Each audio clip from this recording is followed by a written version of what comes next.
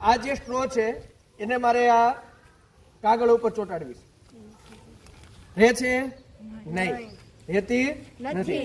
કોઈ ગુંદર ફેવિકોલ વગર આ સ્ટ્રોને આના ઉપર મારે ચિપકાવી છે. શું થાય છે આપણે જોઈએ.